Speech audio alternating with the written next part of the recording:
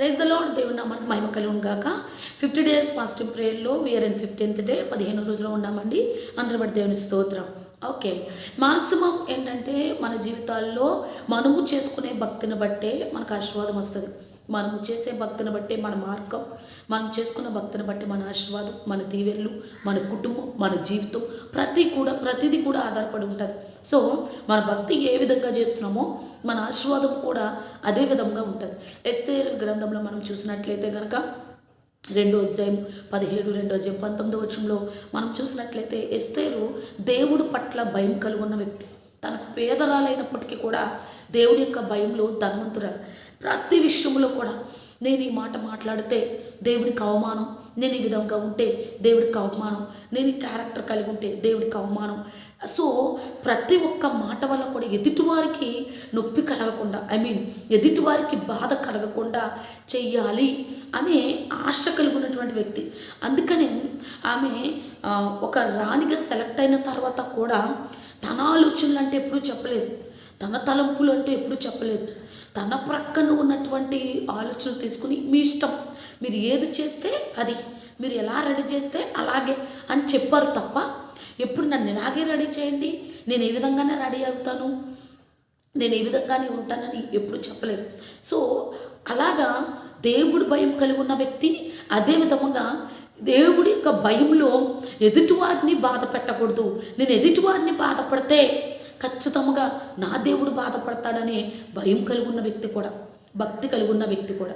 అందుకనే ఆమె మహారాణి అయింది. మహారాణి అయిన తర్వాత తన జనాంగాన్ని అంతటిని కూడా విడిపించుకోగలిగిన భక్తి ఆమె చేసింది. హల్లెలూయా. అదేవిధంగా మన జీవితంలో మనము చేసే భక్తిని బట్టే మన కుటుంబాలని, మన జీవితాలని ఆపదల నుండి, సమస్యల నుండి విడిపించుకోగలుగుతాం. రూతు కూడా పేదరాలే, కూలి పని చేసుకున్నటువంటి స్త్రీ. కానీ ఎప్పుడైతే దీనత్వం కలిగి ఉందో, తగ్గింపు కలిగి ఉందో, ఆ తగ్గింపు వలన ఆమె కూడా ధనవంతురాలైంది. సో చాలా విషయాల్లో మనం తగ్గింపు కలిగి ఉండాలి.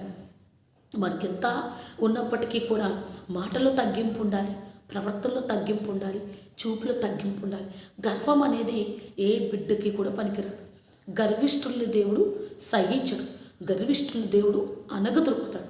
కాబట్టి ఏంటంటే దేవుడు ఎంత తగ్గింపు కలిగి ఉన్నాడు, దేవుడు ఎంత తగ్గించుకుంటే మనం ఈరోజు ఎలాంటి బ్రతుకుతున్నామో తెలుసుకోవాలి.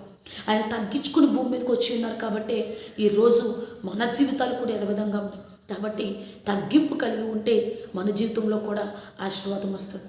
అదేవిధంగా సారపతి విధవరాలు కూడా పేదరాలే. ఎందుకంటే ఒక పూట తిని రెండో పూట లేక చనిపోదాం అనుకునేటువంటి కుటుంబం.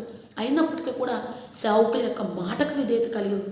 మనము కూడా దేవుని యొక్క మాటకు, సేవకుల మాటకు విధేయత కలిగి ఉండాలి. హేళనగా చూడకూడదు సేవకులు, హేళనగా మాట్లాడకూడదు సేవకులు. ఎందుకంటే నువ్వు ఎంత పరిచర్య చేసినా, నువ్వెంత భక్తి చేసినా, నువ్వు హేళనకరంగా ఉంటే ఏదో సావుకులకి విలువలేనట్టుగా తీసి పాడేస్తే అది నీకు ఆశీర్వాదం రానివ్వదు. కాబట్టి విధేయత కలిగి ఉండాలి. నిజంగా తనున్న పరిస్థితిలో ఏలియా అడగటం హేళన, ఏలియా అడగటం నవ్వే, ఏలియా అడగటం జోవియలే. కానీ ఆమె జోవియల్గా తీసుకోలేదు. సావుకుడు చెప్పాడు చెయ్యాలి అని సావుకుని మాటకి విధేయత కలిగి ఉంది. అదేవిధంగా సావుకుల్ని హేళనగా చూడడం కానీ, సావుకుల మాటకు అవిధేయత కలిగి ఉండటం కానీ చేయకూడదు. విధేయత కలిగి ఉండి మనము ముందుకు నడిస్తే సావుకులక దేవునికి కూడా మనం విధేయత కలిగి ఉండాలి. విధేయత కలిగి ఉన్నప్పుడే మన జీవితాల్లో ఆశీర్వాదం అనేది చూస్తాం. Praise the lord. ఈ పరిశుద్ధమైన మాటలు దేవుడు దీవించును గాక. God bless you. See you next time. Praise the lord.